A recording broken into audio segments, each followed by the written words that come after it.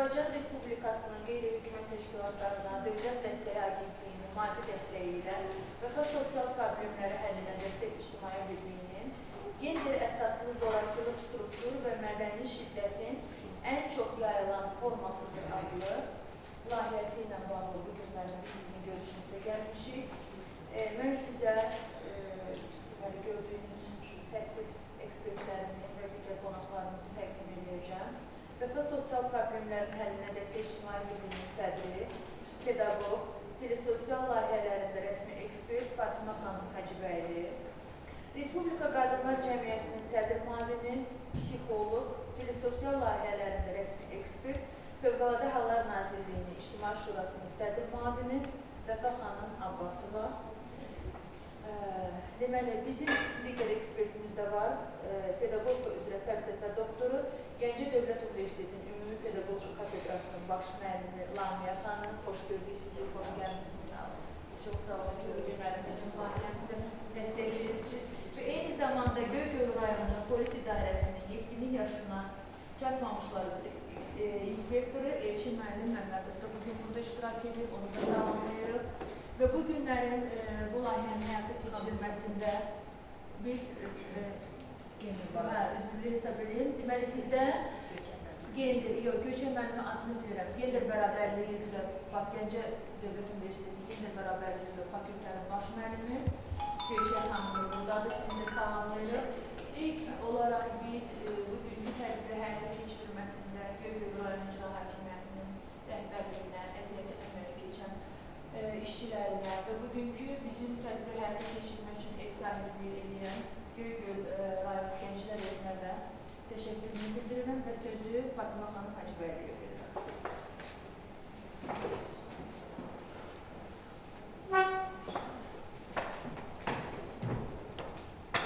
Bir daha salamlayıram hər birinizi, xoş geldiniz. Mən də Göygöl rayonunda ilk dəfə oluram və Göygöl gəldiyim gündən çox sevdim Göygölü.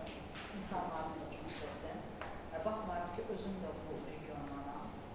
Amma ki, yəni Göygöldə olmamışam. Gəncədə olsam da Göygöldə ilk gəlişim.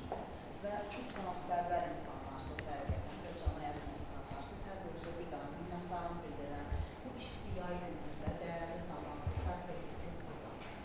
Mənim yanımdasınız. Təbii ki, Göygöl İcra Hakimiyyətindən Fatıma bir daha özlərə təşəkkür edirəm. Və bugün bizə ev sahibliyi edən Göygöl gənclərimiz təşəkkür edirəm. İndi isə mövzuya keçirəm. Bu mənim artıq növbəti bir kitabımdır. Gender əsaslı zorakılıq, struktur və mədəni şiddətin ən çox yayılan forması. Bugünə qədər erkən nikahla mübarizə aparıram və yenə də erkən nikahla mübarizə aparıram. Sadəcə olaraq erkən nikahla mübarizə ilə bərabər gender bərabərliyini də qurmağa çalışıram.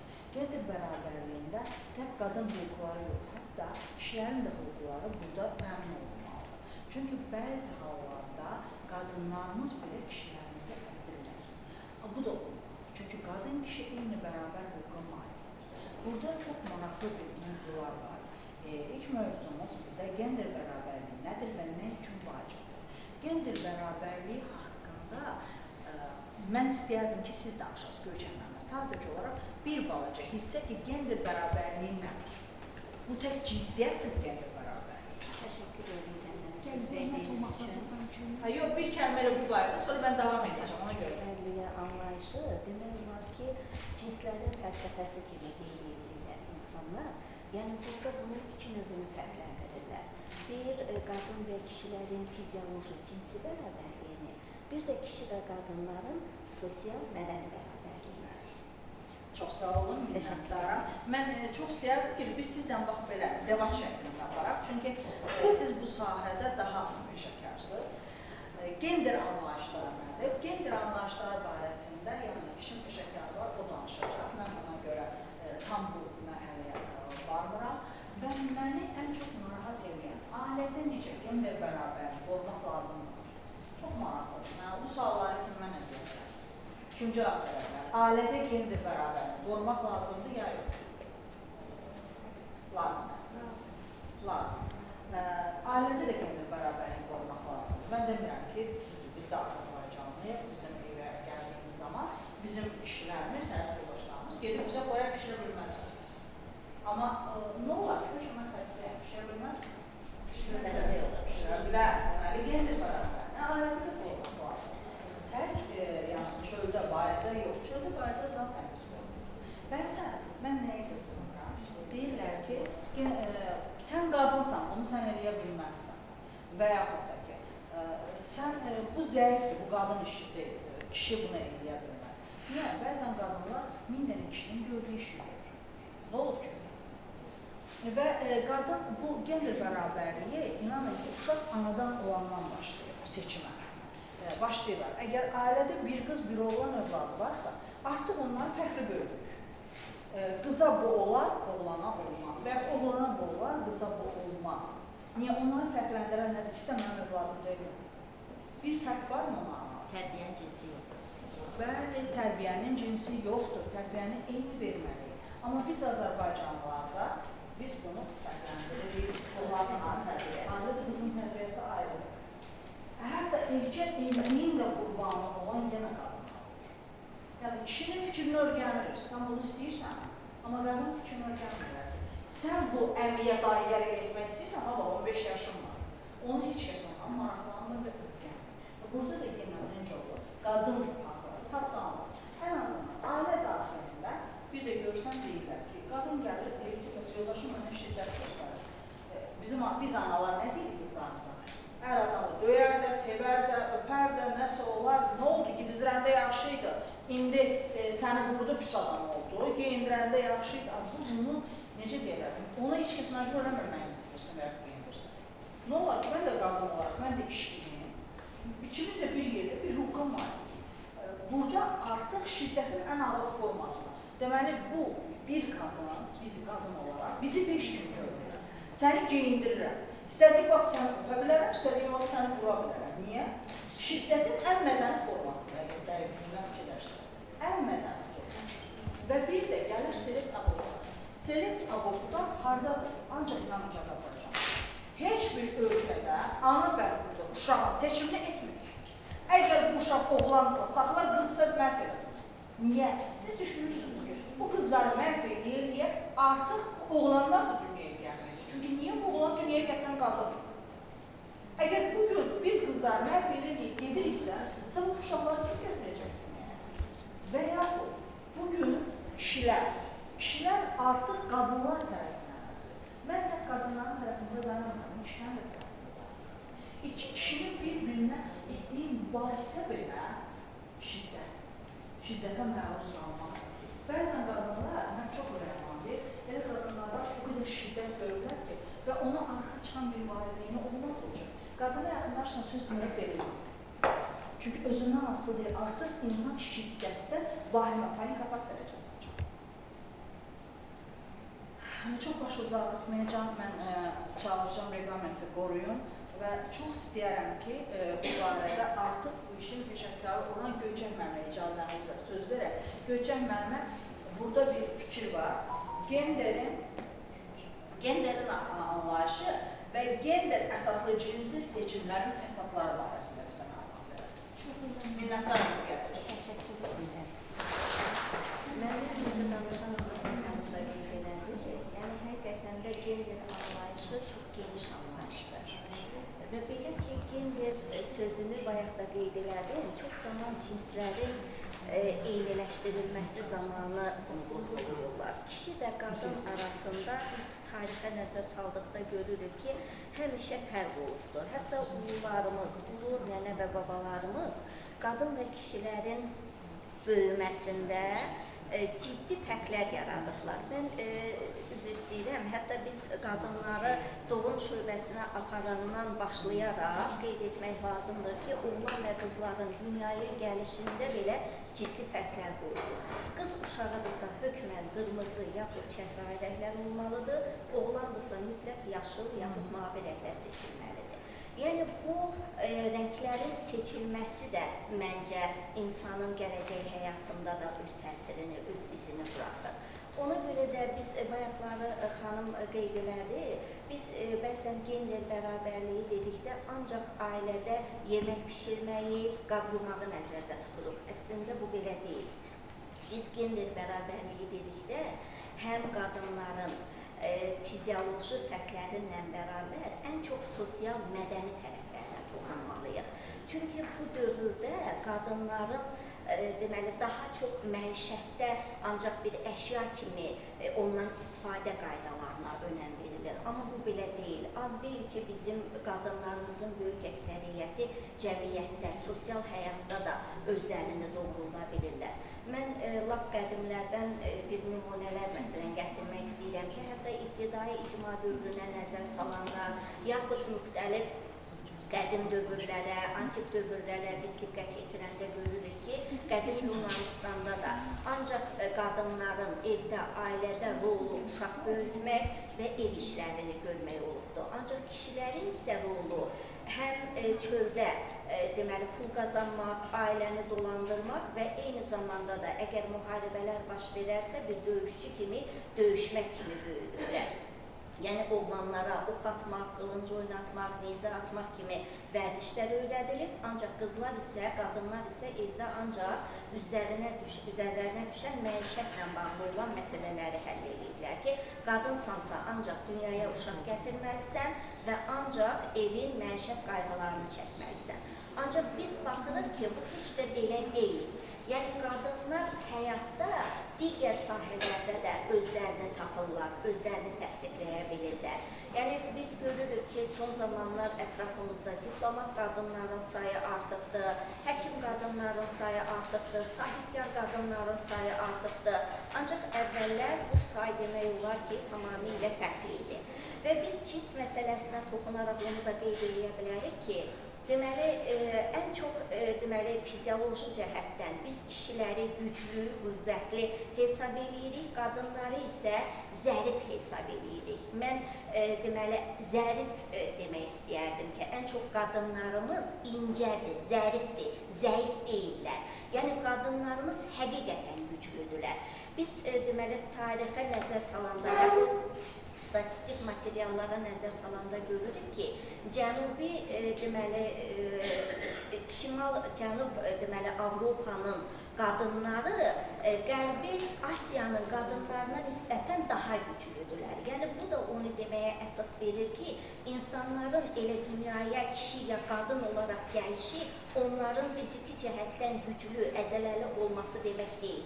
Deməli, insanların güclü olmalarına, fiziki cəhətdən daha sağlam və böyük olmalarına qida və təbii maddələr də təsir göstərir. Ona görə də biz cins olaraq qadın və kişilərin fizioloji tərəflərini, fərqlərini deyil, onların həyatda sosial mədəni tərəflərinə daha çox üstünlük verməliyik ki, qadınlarımız da kişilər kimi sosial mədəni həyatda da öz rollarını tapa bilərlər və ən çox bu onların peşə, sənətlə bağlı olan karyeralarında da özünü təsdiq edə bilər. Diqqətinizə görə təşəkkür edirəm. Siz öz fikirlərinizi soğuqsuz daha yaxşı geniş məlumat. Hər birinizi salamlayıram. Baxıram ki, bu günləri Göygöldə qadınlar çox aktivdir, özünüzü bir gözəl alqışlayır. Bayaq xanım çox gözəl söylədi ki, qadınlar zəif deyil, zəriflikləri. Bugün də qadınlar ailənin yükünü çəkməyə hazırdır. Və bugün də gördüyünüz kimi cəmi 2 çəkərləri kənarda 4 nəfər kişimiz var. Hərdən deyirəm ki, sanki elə bir ki, Azərbaycanda matriarxat, ana xəqanlığı dövrünü mənə xatırladı. Çünki bugün Azərbaycanda qadınlar kişilərdən qat-qat aktivdir. Bu da gender bərabərliyinin pozulmasına gətirib çıxarır. Çünki kişilərimiz polis şöbələrində qadınlar azı təşkil edir. 3-5 qadınlar dönür. Amma məktəbdə nə qədər məktəb var? Qadınlar çoxluq təşkil edir. Tibb sahəsində qadınlar, yəni həkimlik, xəstəxanalarda, icra hakimiyyətində kişilər daha çoxdur. Yəni, əsasən güc strukturlarda kişilər çalışır. Fövqəladə Hallar Nazirliyinin regionlarda olan bölgəsində qadın adında işçi yoxdur. Mən araşdırmalar aparmışam, hətta bu məsələləri qaldırmışam ki, gender bərabərlik burada pozulur. Nədən yaradır? Biz uşaqlarımızı yeniyetmə olarkən uşaqlarımız artıq özlərini tanıdığı müddətdə, deyək ki, 7 yaşdan sonra, formalaşdıqdan sonra uşaqlarımıza bir mühafizəkar valideyn olaraq olmağa başlayırıq. Oğlanlarımızı kişi kimi böyüdə bilmirik. Çünki uşaq məktəbdə kişi müəllimi görərsə, kişi kimi formalaşır. Məsələ, qadınlarımız ona görə kişi kimi formalaşır ki, məktəbdə müəllimin, qonşuda qoçaq qadının, bir idarə rəhbəri varsa, o xanıma oxşamağa çalışır. Bizim qadınlar işləri oxşaya bilməz. Bizim qadınlar, Azərbaycan qadını dünyanın ən zərif qadınıdır və dünyada Azərbaycan qadına qədər fədakar, zəhmətkeş, mühafizəkar qadın ola bilməz. Araşdırmalar bunu göstərir. Məhz bizim evlərdə böyüyən yengeliklər qızlarımızın həyatında olan problemləri səbəbi biz analar, biz cəmiyyət. Məsəl üçün, bizim Şahmət xanım biraz qeyd etdi ki, qızlarımızı zorla əmrlərə, baylara ələ verir. Amma gəl görək oğlanlarımızın fikrini soruşa bilirik. Regionlarda valideynlər oğlanlarına da mütləq məcbur edir ki, əmin qızına, dayan qızına, burada da onların hüquqları pozulur, psixoloji baskılar öz sözünü deyir. Mən keyslər üzərindən gidəcəyik. Deməli, bir keysimiz var bizim. 18 yaşında olan əmsi qızına uşaqlıqdan göbək kəsdi deyilir, belə bir şey var. Göbək kəsdi olur və oğlan sevmir. Artıq təhsil almağa gedir, Bakıya, universitetə qəbul olur. Zorla əmsi qızına alır. Əli qızı 3 uşaq dünyaya gətirir. Artıq o göz açılanda Bakıda başqa bir qızla sevir, öz dünyası var. Biz burada neyik? Yeniyetliyə psikolojik təsir göstərərək həm qızı, həm oğlanı bədbəxt edir. Və burada ən böyük problemi alan uşaqlardır. Valideynlər çalışır bunları birləşdirsin, artıq bizim uşaqlarımıza baskı göstərən zamanımız deyil. Bəli, sosial layihələr var, insanlar müraciət edir, yeniyetmələrə olan psixoloji baskınlar, şiddətlər, məhz siz qonşulardan, əmarlarından, ayarlarından və sonda kimdən alırlar? Valideynlərimizdə. Biz valideynlərimizlə dost olmadığımız dərəcədə uşaqlarımız başqa yerlərdə xoşbəxt olmağa çalışırlar. Biz uşaqlarımızı dinləməliyik, onlara psixoloji baskı göstərməliyik. Qonşu, mən həmişə deyirəm ki, mütləq evimizə, ailəmizə, uşağımıza qonşunun gözü ilə baxır. Çünki qonşu görmək istədiyini gördüyü üçün biz sevdiyimiz insanların nüqsanlarını, iraflarını görə bilirik. Və qonşunun gözü ilə baxdıqda biz ailəmizdə olan problemləri o qədər gözəl görə bilərik ki, çox təəssüf ki, biz bunları görə bilirik, sevdiyimiz uşaqlarımızı fərqli bölünür. Kəmalən uşağı Musta gezi sən girmədin, yeniyetliyə bir baskı, psixoloji baskı. Uşaq Musta girmədi, imtihanda bağlı az topladı, uşaq imtihana cəhd göstərir. Filan kəs yaxşı oxumadı, uşaqlara göstərdiyimiz psixoloji baskılar sonunda uşaqlarımızı bizdən edir. Bu yaxın günlərdə mənim yaşadığım ərazidə 16 yaşında gəlin gəlmiş bir qadın valideynlərin məcbur olaraq ailə qurmasını məcbur edib, rayondan Bakıya gəlin gidib, oğlu əskərdə amma evi tərk elədi. Evdə bir qızını da qoydu, evdən qaçdı. Həmin evdə digər erkən nikahın qurbanı olan gidən gəlinin, qarının qızı öz körpəsini evdə qoydu, 3 gün sonra da o getdi. Bu nədir?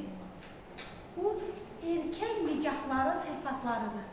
Artıq ayıldı ki, bu bəy ona görə deyil, zövqlər üst-üstə düşmür, o hələ fiziki olaraq, onun qadın olaraq bu qadına məxsus olan məsələləri həyata keçirə bilmir. Görüntü olaraq gözəldir, görüntü olaraq çox güclüdür, amma bu elə deyil. Biz mütləqdir ki, qızlarımız ailə qurmadan öncə psixologlara yanaşsınlar. Mütləq onun hazır olub olmadığını öyrənsə, biz şiddət göstərərək qızlarımıza toy edirik, çox baxalı, dəbdəbəli saraylarda toy edirik, dəbdəbəli meydanlar, qarşıları var, dəbdəbəli qızıl, qırnaq gətirir, amma 3 aydan sonra hələ ana aldığı bir pulun verməmiş, qızını ödəməmiş. Onu boşalmaq yaxşıdır. Nikaha gedir, rəsmi nikahlar yoxdur, rayonlarda sizə yəqin bu qeyd olur. Son illər nikaha girənlərin sayı evliliklər var, amma rəsmi nikaha girirlər. Səbəb səbəbini bilirsiniz. Çünki o ailə davamlı olmayacaq. Əgər bir ailə nikahına girmirsə rəsmi, bunun səbəbləri var. Ya hər iki qarşı tərəfdə bir səbəb var. Boşanmaların sayı olduqca çoxdur, xüsusən də əyalətdə. Hər kəs Bakıya qaçır. Hər kəs Xoşqədəm Xanıma, Lalə Azərtqışa, Elvizə, Amir Xəlilə, regionlarda nə qədər bizim olan ki, şikayətçilərimiz var. Mən düşünürəm ki, əgər doğrudan da biz valideynlər, mən özüm anayam və mənim qızım olanlar üçün mən qızlarla rahat işləyə bilmirəm. Çünki mən evdə olanları böyüdüyümə görə olanlarla daha rahat yoldur. Çünki böyüdüyüm üçün. Qızlara o qədər sevgi göstərilməm. Amma bir ifadə var. Evdə evlatlarınızı sevgi ilə böyüdür. Sevgi ilə böyüyən uşaq qarşı tərəfdə sevgi görünəndə o evdə aldığı sevgi ona gedir. Biz uşaqlarımızı sevgi ilə böyütməyəcək. Biz uşaqlarımıza ümumi cəmiyyətin, sosial şəbəkələrin təsiri altında böyütəcək. Biz uşaqlarımıza nə qədər ki, hardan çəkindirmək istəyirsə, uşaqlarımız ona meyil olur. Harada qadağa varsa, yeniyetləri o qadağa olunan yerdə rahat şəkildə tapa bilərsiniz. Çünki biz özümüz də qadağa olan yerlərə meyilli olmuşuq.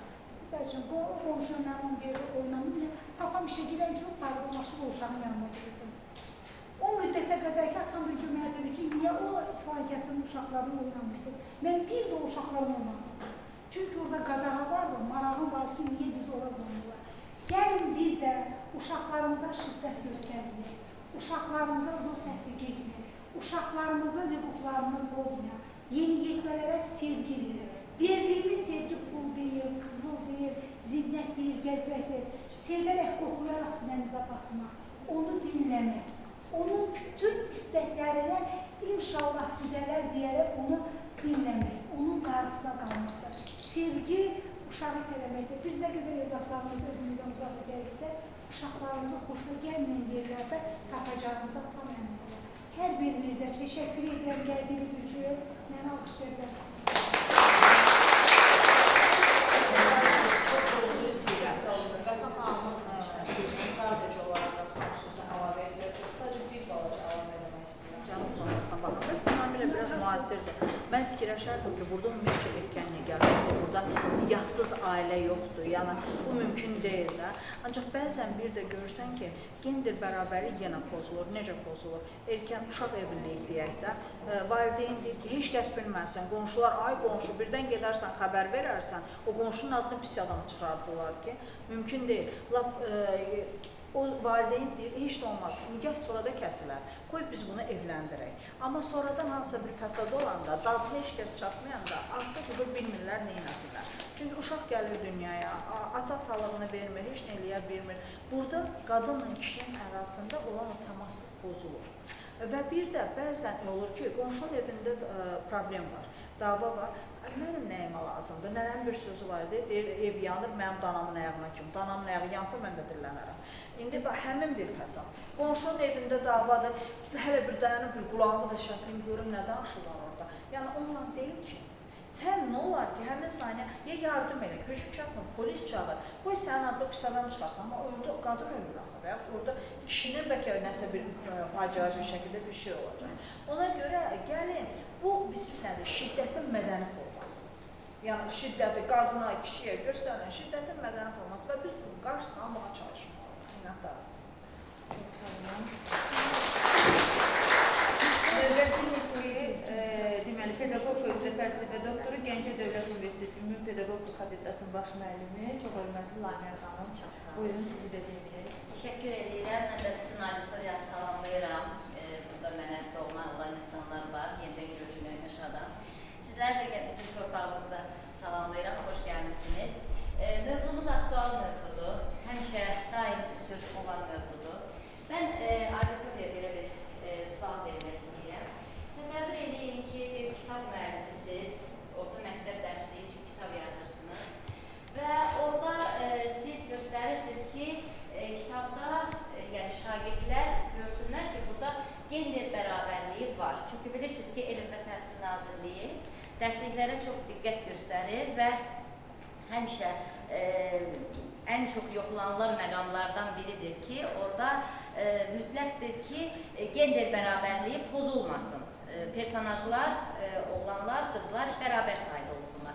İndi siz təsəvvür edin ki, o kitabdan birinin müəllifisiniz və siz göstərmək istəyirsiniz ki, bu kitabda ailə tablosu göstərirsiniz, ana kompüterdə iş görür, ata isə mətbəxdə xörək bişirir. Bu kitabı siz, yəni bu şəkli çəkmək üçün rəssama təbii ki, göstəriş verirsiniz.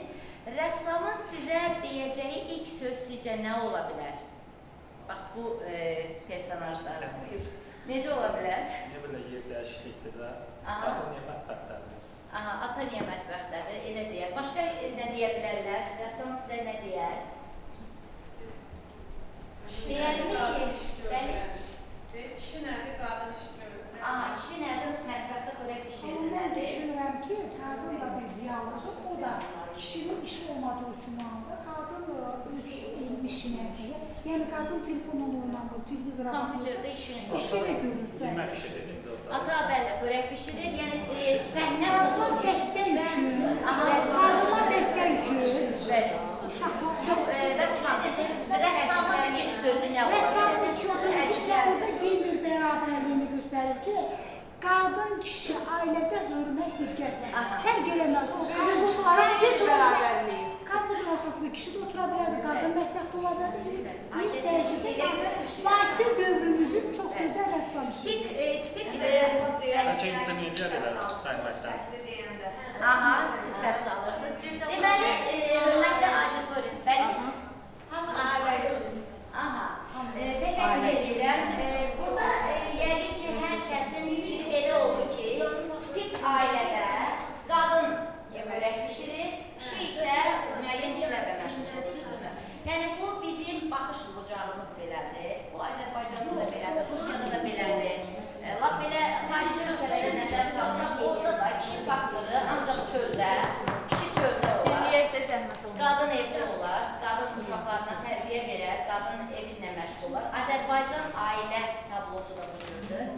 Biz bunun təlimlərini keçəndə hətta müəyyən kişi üzvlərimiz biraz üsyana qalxdılar ki, siz nə demək istəyirsiniz? Kişilər indi farklı geyinsinlər, bütün günü xörək bişirsin, qadınlar çölə çıxsın, pul mu qazansın? Yəni bu cür fikir ayrılığı əmələ gəlir və mənim sualıma özüm cavab verim ki, rəssam o dəqiqə deyəcəkdir ki, mən bu şəkli çəkib kitabı çapa versək, rəssam kimi məni də, müəllif kimi səni də topa tutacaqlar.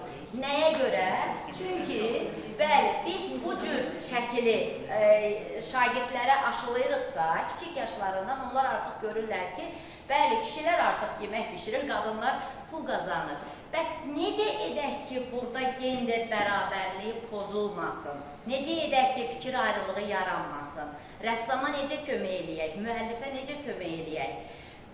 Məsələn, Göçə müəllimə bu təlimini bilir, ona görə. Məsələn, Aha. kişi mətbəxdə işləyəndə ona bir balaca qızı kömək də eləyər. Aha, qızı da kömək Qadın eləyər. da kompüterin arxasında ona oğlu Oğlu da kömək eləyə bilər. Bəlkə bunlar yeməklərini birlikdə bişirsinlər. Bəlkə hər ikisi yemək bişirmə prosesində iştirak etsinlər. Və uşaqlar da bizim hörmətli layihə rəhbərlərinin dediyi kimi uşaqlar gözü ilə gördüklərini tətbiq edirlər. Çünki biz nə qədər nəsihət versək də, nə qədər məsləhət versək də, yenə onlar nəyi görürlərsə atalarından, analarından, onu da tətbiq etməyə başlayırlar. Bunu məktəbdə də, kitablarda da, ailədə də uşaq görsə ki, ata ilə ana əlbirdir, ata dediyinə ana bəli deyir. Onlar hər bir qərarlarını birgə müzakirə edib qərar əldə edirlər. Hətta bəzən bu qərarların verilməsində uşaqları da cəlb edirlər. Sən nə düşünürsən? Biz bunu etmək istəyirik ailə olaraq. Sənin fikrin nədir kimi yanaşsaq, o zaman uşaq da özünü kənarda hiss etməz. Amma biz nə edirik? Sizlərin qeyd elədiyiniz kimi, yəni o kök hardan gəlir? Bütün cinayətlərin, bütün xoşa gəlməz halların kökündə dayanan ayrı seçkilikdir. Sən uşaqsan, sən bu söhbətə qarışma, bu böyüklərin söhbətidir. Uşaq deyir, mən ev təmir etdirir, mənim otağımı mavi rəngdə eləyin. Uşaqsan, sən Sən nə işinə qalırsan? Biz dinmə, özümüz sus dinmə. Bəli, bax bu ayrı seçkiliklə biz gəlirik gender ayrı seçkiliyinə. Qıza başqa tərbiyə veririk. Təbii ki, mən bayaq o sözü elə belə demədim ki, tərbiyənin cinsi yoxdur. Biz əxlaqı hər ikisindən gözləyirik. Əgər biz ailədə qərar vermişik ki, saat 6-dan sonra, şəxsən düz istəyir, mənim atam həmişə deyirdi ki, qız uşağı 5-dən sonra evə gəlməz. Deyirdim ki, oğlan olsa gələr, deyir, oğlan güclü olur, o bir nəsə bir iş dalınca gedib gələ bilər. Amma mən magistraturada dərs deyirəm, gecə saat 11-in yarısı gəlirəm hal-hazırda, özdə atam gəlir qabağıma. Deyirəm, o qədər qadağa qoydun, amma görürsən, sən dediyindən də 5 saat sonra gəlirəm. Təbii ki, məqsəd amal eyni olmalıdırsa, biz hər iki cinsdən eyni şeyi tələb etməliyik. Əxlaqı da qızdan da, oğlandan da tələb etməliyik. Bəzən biz gənclərlə işləyirik. Qızlarımızın ən böyük problemi nədir? Anamız oğlunu çox istəyir, bizə heç fikir vermir. Və bu ayrı seçkiliklər də gətirir evdən bezməyə. Bax, o xanımın dediyi erkən nicahlar, Fatimə xanımın dediyi, bəzən qızlar özləri könüllü gedirlər. Bilirsiniz niyə? Evdən bezib gedirlər. Bəli, evdən bezib gedirlər. Çünki onlar həmişə görürlər ki, ata oğlunun yanındadır, ana oğlu üçün canfəşanlıq edir. Oğul gecə 11-də də gəlsə, o oğlan da ona heç nə demək olmaz. Bax, bu cür hallar qızlarımızda biraz ailədən soyuma və onlar o sevgini başqa bir yerdə axtarırlarsa, o getdikləri sevgi də onlara... Zəhmət olması üçün mən devam edin ki, mülkü də oğula verir, amma xəstələndə qızlar baxır. Bəli, amma Hindistan'da mülk qızlara verilir. Bu da çox önemli. Hindistan'da bəli. Seçkin, gender bərabərdə bu hüquqlarda bəli. Bax, bu ümumiyyətlə cinslər arasında təbii ki, biz cinslərə toxunmuruq. Bəzən elə olur ki, deyirlər ki, kişi ilə qadını Allah-Allah ayrı-ayrı bədənlərdə yaradıbdır. Onlar necə bərabər ola bilərlər? Yəni, bizim təbii ki, biraz, belə deyək də, yaşlı nəslin nümayəndələri ən çox bunu deyir. Biz demirik ki, onlar bərabərdir. Bəli, həqiqətən də, Gökçə müəllimə bayaq yaxşı bir söz dedi. Kişini biz həmişə güclü, qüvvətli, ağır işlərdə həmişə kişilər olsun. Bax, görürsünüzmü, indiyə qədər Azərbaycan işğal altında olan torpaqlarına görə apardığı müharibələrdə qadınlarımız hərbidə var idi, amma o qədər də diqqət çəkən qədər deyildilər. Hansısa strukturlarda, məsələn, buğalteriyada, ya müəyyən HR-da və s. Amma indi fikir verirsinizmi, qadın maxələrimizin sayı artmaq üzrədir, hərbiçi qadınlar var. Polis akademiyasında bildiyim qədər artıq qızlar üçün də yer dayandırdılar. Amma qadın cinayətkarları həbs etmək üçün qadın polislər axı lazımdır. Yəni, müəyyən sahələrdə, hətta məsələn, universitet rektorları artıq fikirlər, müəyyən əmrlər imzalayırlar ki, oğlanları müəllimliyə cəlb etmək üçün müəyyən təqaüd proqramları verirlər ki, Fatimə xanımın dediyi kimi, kişi faktoru, kişi müəllimi olsun. Yəni, bunu artıq cəmiyyət yavaş-yavaş gördü ki, bəli, gender əsaslı cəmiyyət qurmaq üçün, düzdür, bizim, məsəl üçün, cənab prezidentimiz və vitse-prezidentimiz Mehriban xanımdır. Bu da gender bərabərliyinin bir nümunəsidir. Milli Məclisdə deputatlarımızın sayı, bəli, qadınlar, yəni müəyyən strukturlarda, universitetlərdə kafedra müdürləri, dekanlar, bunlar var. Yəni, o görünən tərəfdə var, amma görünməyən tərəflərdə bizim uşaqlarımızda görürlər ki, evdə ana əzilir, ana sən qadınsan, sən bacarmazsan, qadın nədir, işlədi nədir, otur evdə uşaqlarına bax, bu kimi görür və gördükcə də özündə düşünür ki, mən gələcəkdə anam kimi olmayacaq, mən anam kimi hər şeyə baş əyməyəcəm və bu da bəzi qızlar böyüdükcə kişilərə qarşı zorakılığı tətbiq edirlər. Axı, biz niyə qadınların həmişə şiddətə məruz qaldığından danışırıq? Kişilər də var ki, onlar da şiddətə məruz qalır. Hətta bildiyim qədər ekrana bir kişi çıxmışdı ki, həyat yoldaşım məni fiziki şiddət göstərir. Bizim polis əməkdaşımız da bu haqda yəqin ki, danışacaqdır. Yəni, bunlar bu balansı qorumaq üçün, bəli, biz kiçik yaşlarınlara, mən Vəfa xanımın fikrini dəstəkləyirəm ki, ailə quranda hökmən psixoloji tövsiyələr verilməlidir, psixoloji testlərdən keçməlidir gənclər ki, onlar ailə qurmağa hazırdırlarmı? Onlar ailədə, birlikdə ailəni yürüdə biləcəklərmi? Ailə məcəlləsinə baxsaq görərik ki, Orada kişi ilə qadın arasında cins fərqi yoxdur.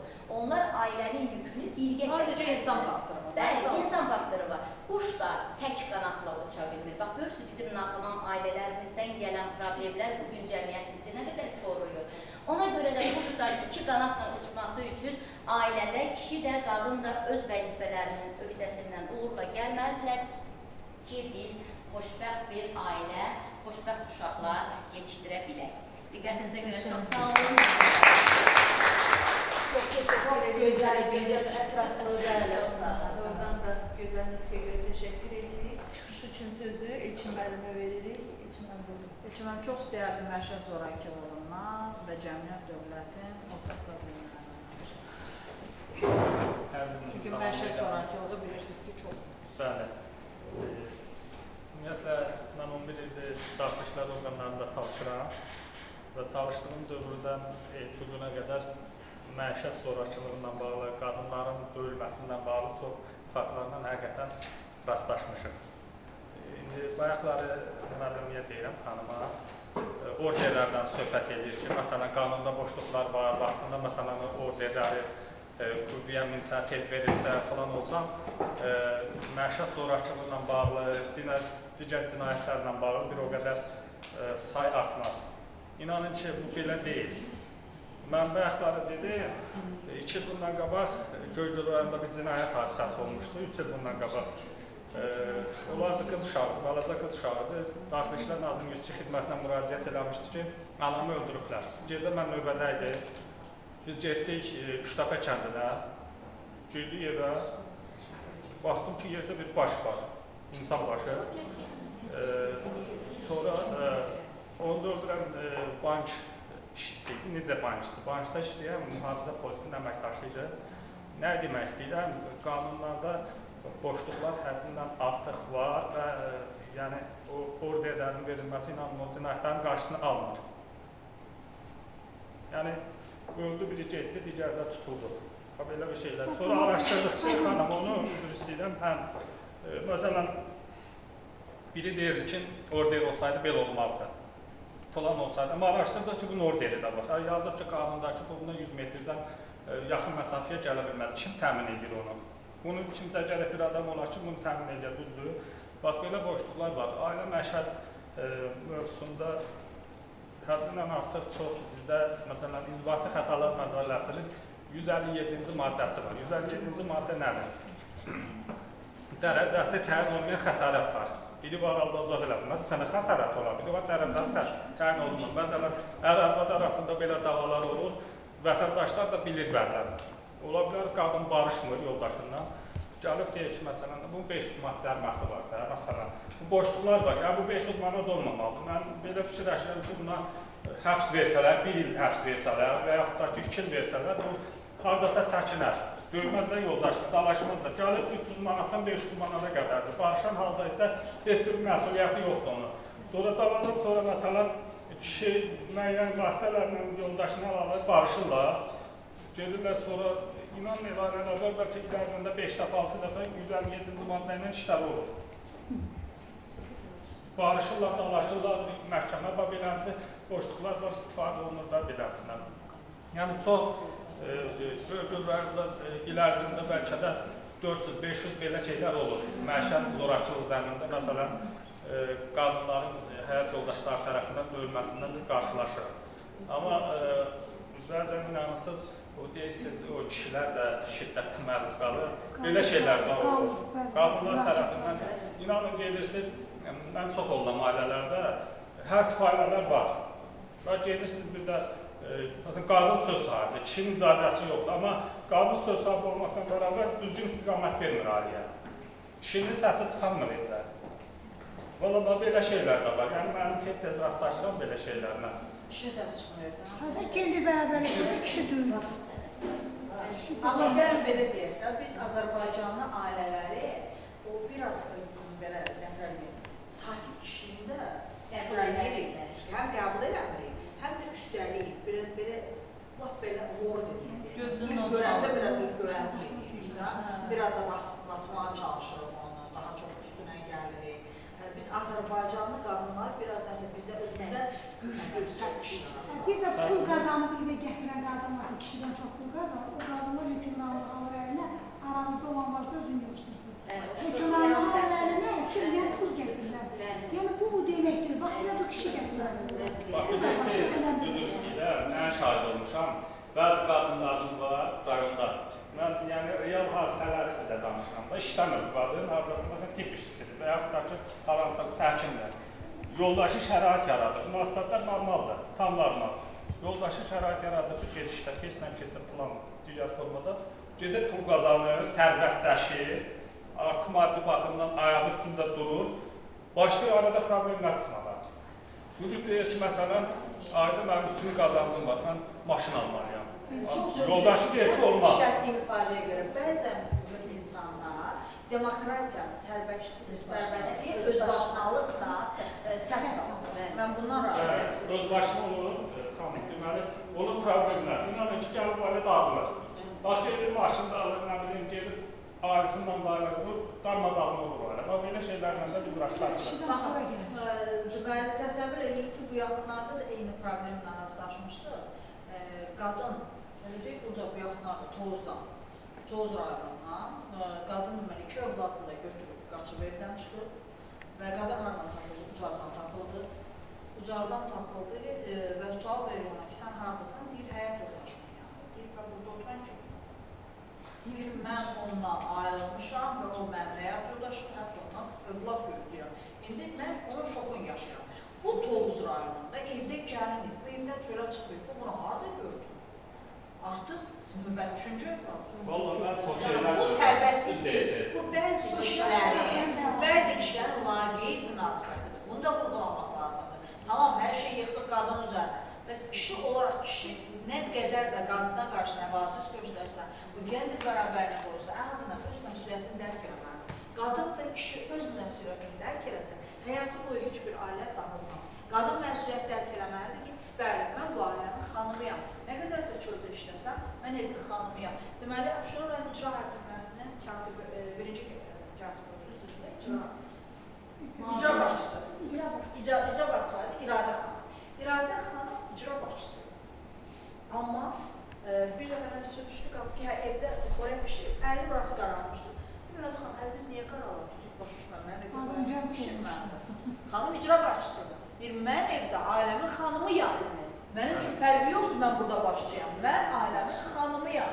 Düzdürmü? Yəni ki, xanım nə qədər də öz məsuliyyətini bilməlidir. Mən burada layihə rəhbəriyəm. Amma bu demək deyil ki, mən evdə analığımı itirməliyəm. İçəri girməliyəm, hamı ilə hökmlə danışmam. Salam, mənə hökmlə. Mən bilirsiniz ki, mən gecə nəyə sən çöldə ola bilərsən, amma evdə bizim üçün anasan. Evdə bizim üçün xanımsan. Sən artıq o işini görməlisən. Elə də kişilər.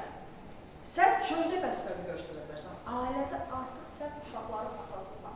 Sən mənim həyat yoldaşımsan. Öz məsuliyyətini dərk eləməlidir. Gözləməməlidir ki, mən evdə oturum, geçsin yoldaşım nəyisə gətirsin. Bir dəfə bir kişi gəlmişdi. Deməli, yoldaşım məni saymır. Gedir, istədiyi vaxt gedir, istədiyi vaxt gəlir, hörmət qoymur. Və onu sual verir, siz işləyirsinizmi? Yox, elə oldu ki, mən uşaqlara baxdım evdə, yoldaşım işlədi. Onda da nə istəyirsən? Yoldaşın gedir, işləyir, gəlir, sən bir oturub oraya pişirədilər. Uşağa baxanda o gəlib səni saymayacaq. Sən özünə ən azından göstərməlisən. Kişiyə, qadına yaxşı, yəni xoş münasibət göstərmək o demək deyil ki, sən kişilik məsuliyyət edirəsən. Sən zamanlığın qayğısına da qalmalısan və zamanında elə göstərməlisən, qorxmaq yox. O qadın sənə hörmət eləsin. Mən hər zaman bir sözü deyirəm. Kişi, qadın fərq etmir. Əgər mən qarşımdakı insandan qorxaramsa, çəkinərəmsə, mən inanın ki, hansı bir yoldan olsa çıxacaq işte. Qorxuramsa. Qorxuramsa, mənə o kişi deyib ki, tutaq ki, bəxt qadın deyib ki, qapdan çölə çıxma. Mən qorxumdan, bax, qorxuram ondan, bilirəm çölə çıxsam, məni öldürəcək. Mən inanın ki, elə bir formada çıxacam orada, heç olduq deyəcək. Qadağalar axırda ona görə. Ancaq onu hörmət edirəmsə, dəyər verirəmsə, belə istəyirsən çöldə kim dayansın. Nə, bax, bir küp qızıl da qoy, mən çölə baxım. Yəni fiziki yanaşmanı yoxdur, Və qarşımdakı insana hörmət bəsləyirəm. Çünki o da öz məsuliyyətini bilir, mən də öz məsuliyyətini bilirəm. Övlad da eyni, öz məsuliyyətini bilməlidir. Yenə deyirəm, əgər biz övlad ana bətnə düşdüyü zaman bunların arasına ayrı seçkiyi qoyuruqsa, qız da bunu məhv elədir, oğlan da böyüsün. Əgər bunu düşünürüksə, artıq biz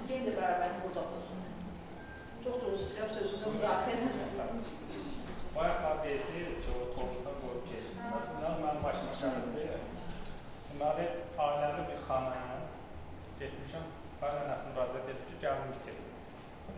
Getmişəm, dedim, necə etdik?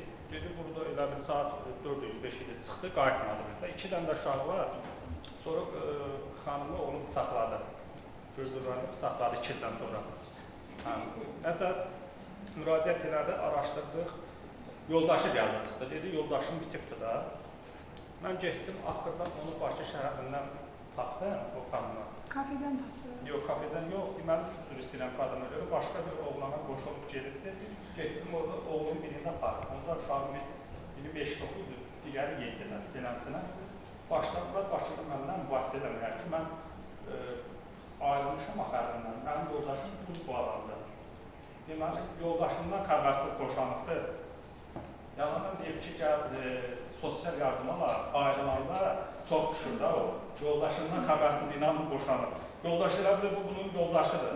Sənətlə boşanıb, sənədi götürüb əlindən. Bakıda mənim qabağıma qoydu ki, sən nə gəlmirsən bura? Mən 2 ay bundan qabaq boşanmışam. Böyük bir problemə düşdüm orada mən. Allah kömək olsun, yenə boşanıb. İnanın keçən dəfə biri var elə. Birinci həyat yoldaşından ayrılmış, uşaqları var. Birinci həyat yoldaşından ayrılmış və növbəti dəfə gəlib öz ağlından ailə qurur. İndi həmin adamdan da 3 dənə qız dünyaya gəldi. Deməli, o 3 dənə ki qız var. Axı birinci yoldaşından ayrılmıyor.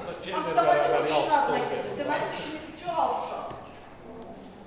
Nəzərinizə gəlir. Uşaqlar niyə gəlir?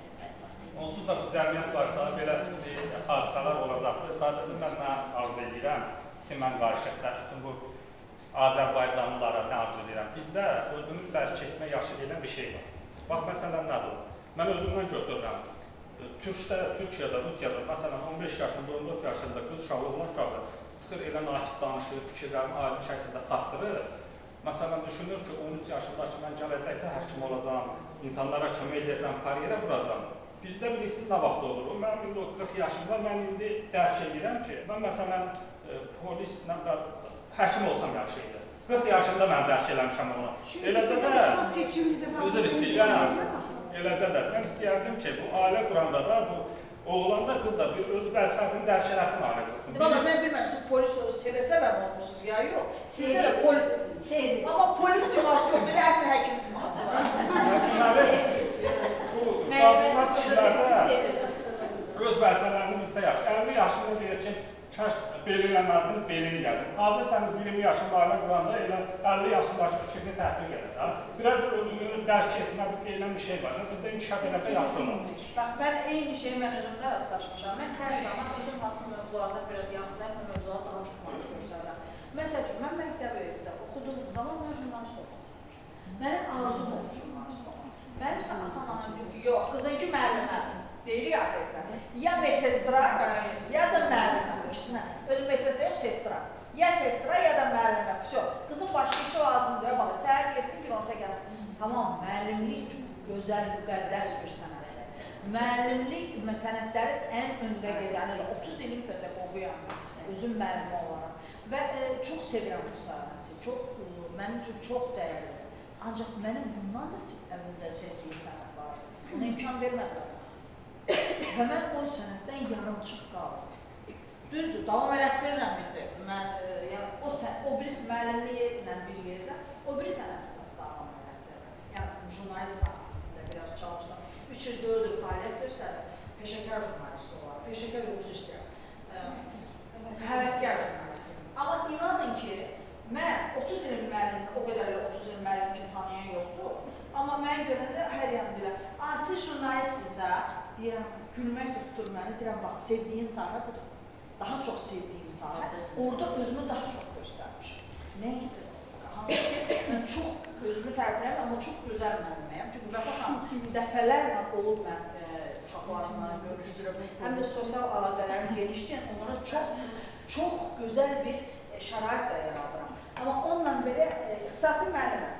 İngilis sevməməsi. Ancaq ki, sevdiyim sahə başqadır. Başqa ki, onu sizin sözünüzə qüvvət, mən də məsəl üçün bir non fikirləşəm ki, kaş ki, boyaydılar, mən həqiqətən o sahəyə gedərdim. Bəlkə bu sahədə daha yüksəklərdim. Yəni belə deyək, siz elə deyirsiniz ki, onlar deyirlər ki, məsələn, biz bu peşəni sevməmişik, valideynlərimiz bizə təhrik edirdi. Amma bu günləri onlara təşəkkür edirəm ki, nə yaxşı mənim görə bilmədiyim tərəflərimi uşaqlıqdan müəllimlik peşəsini sevmişəm və çox şükürlər olsun ki, bugün də onu bacardığım qədər davam edirəm. Və ona görə də, yəni siz insanın arzuları əslində reallaşsa daha yaxşı olar. Və mən bu gender pedaqogikasından bağlı bağışla deməli, onu da qeyd etmək istəyirəm ki, biz bayaqları vurğuladıq ki, erkən nikahlar. Əslində erkən nikahların bəzən uşaqlara aşılanması anadan başlayır. Bəzən anaların böyük əksəriyyəti istəyirlər ki, qızı tez ailə qursun, bu nənə olsun, nənə statusu alsın. Bu istəyir ki, bəzən özündə görə bilmədiklərini istəyir ki, tezliklə qızında bu həyata keçirsin. Amma bizim müqəddəs kitabımız olan Quran-ı Kərimin özündə qeyd olunur ki, qadınların evlilik yaşı var. Yəni, elə valideyn var ki, bunu dərk edir ki, bəli, məsələn, qızı ailə qura bilər, ailədə uşağa da baxa bilər, özür istəyirəm, ərə də qulluq edə bilər, evlada da qulluq edə bilər və eyni zamanda da öz işlərini də bərabər həyata keçirdə bilər. Amma əfsuslar olsun ki, elə ailədə elə qızlar var ki, ailə həyatına hazır deyil, amma valideyn bunu sürətləndirir. Bax, belə olanda o qız gələcəkdə ailə qurduğu evdə axıra qədər oturur. Sizlə razıyam, amma aslında qarşılaşdığım nələr var. Biraz qonşumda az yaşlı qız ailə qurur. Qanun vaxt tədbir görürsün, getmişik. İndi qızı deyirik ki, olmaz, qanuna ziddir, sən uşaqsan, uşaqlıq evini keçməmişsən. Qız bilirsiniz bizə nə deyir? 16 yaşı var. Deyir, siz gedən kimi özümü öldürəcəm. Mən oğlanı sevirəm, ümumində ona gedəcəm. Bilirsiniz, nətərdir? Biri var, deyər ki, atam məcbur edir, anam məcbur edir, mənə kömək edir. Haradasa baxarsan ki, nəsə işıq yol var da buna. İnanın deyir ki, mən getməliyəm da, oğlana qoşulub gedəcəm. Onda qızla mütləq psixologlar söhbət aparmalıdır. Siz acılacaqlıq odur ki, gəlin bunu da etiraf edək ki, orta ümum təhsil məktəblərində bəzi psixologlar istisna olmaqla müəllimlər və psixologlar uşaqlarla söhbətlər aparmırlar. Hər müəllim psixoloq. Bəli, mən həmişə deyirəm ki, bütün müəllimlərə niyə pedaqoq və psixologiya tədris olur? Ona görə ki, onlar uşaqlarla işləyirlər və uşaqlarla, məsələn, situatik hallar deyirik də ki, uşaq deyir ki, özünü öldürəcəm. Valideyni görür, nəydən qorxulur? Məsələn, deyək ki, mən öz uşaqlığımı tutar ki, diqqət yetirəndə, mən öz yaşadığım dövrü diqqət yetirəndə, məsələn, valideynimə kimsə deyəndə ki, uşaq birdən özünü öldürər, deyir ki, dünən öldürsün, bugünkü gün olsun. Yəni, uşaq onda heç belə diqqət yetirə bilir ki, deməli, bunun ölümü heç nədir bunlar üçün. Amma bəzən görürsən ki, valideyn bunu Moğol dilində desək, əl-üzünü yürür. Məsələn, bu yaxınlarda müsəlman yaxınları bir il bundan qabaq, keçən il bir qonşumda bir deməli, nənə var idi. Yaxınlaşdı mənə ki, qadın alım müəllimə, bu nəvəmin ixtisas seçimində kömək eləyərsiniz, uşaq gənciyə düşsün. Dedim, böyük məmnuniyyətlə kömək eləyərəm. Kömək də elədim, Lamiyə müəllimə də şahiddir. Kömək elədim, qızın ixtisas seçimini qız 1-ci Bakını ısrarla yazdırdı.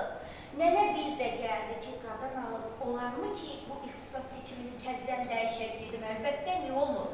Uşaq nənəyə dedi ki, nənə, sən bunu, bu ərizəmi dəyişdirərsən, mən ömrüm boyu səndən düşmən olaraq. Qadın qorxdu, dayandı.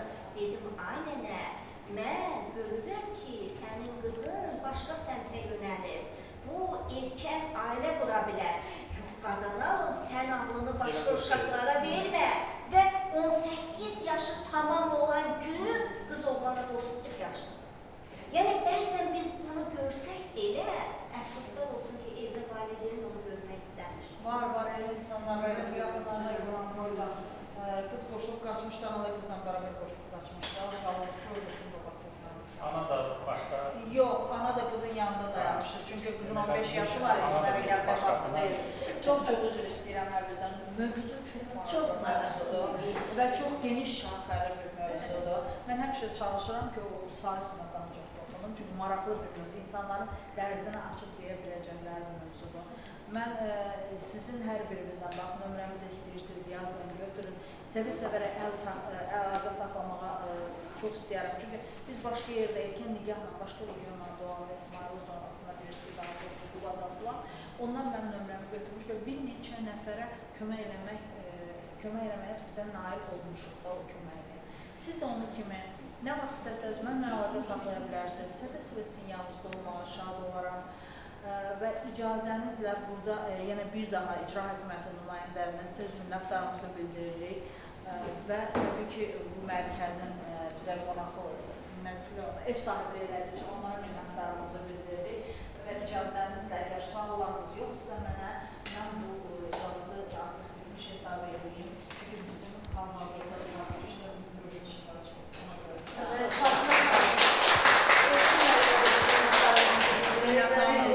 Şərəfli və məsuliyyətli işinizdə gələcəkdə sizə uğurlar arzu edirik. və mən bir daha Nuranə xanım hamını təqdim elədim, özünü təqdim eləmədi. Nuranə xanım böyük işlər görür. Nuranə xanım əskərə dəstək layihəsinin rəhbəridir. Minlərlə, yüzlərlə əskərin yanında olan bir insandır. Müharibənin ən ağır dönəmlərində qaynar nöqtədə olan insandır. Və təbii ki, mən üçün böyük şərəfdir ki, Vəfa Sosial İctimai Birliyində sədr müavinidir. Və Nuranə xanıma öz dərin təşəkkür edirəm. Vəfa xanım, sizə təşəkkür edirəm. Çox sağ olun, dəyərli zamanınızı sərf elədiniz. Sizə dəyərli bizim keçdiyiniz təşəkkür edirəm. Və mən hər birinizə təşəkkürümü bildirirəm. Və ən əsası da sizə müəllimələr. Çox sağ olun, minnətdaram. Həqiqətən çox gözəl izah elədir. Bəlkə də mən sizin qədər izah edə bilmədim. Çünki hər işin öz peşəkarı daha elədir. Bir daha minnətdaram.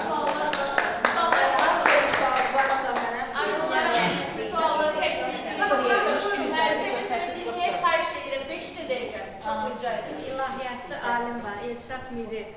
Onun çox gözəl sözü var ki, qadın kişi cəmiyyətdə bir cüt ayaqqabıdır. Onlar cəmiyyətdə eyni addımlamalıdır. Lakin qadın da, kişi də özlərinin yeri var. Yəni, qadın öz dəyərini, kişi öz dəyərini qorumalıdır. Yəni, bərabər addımlamalıdırlar. Çox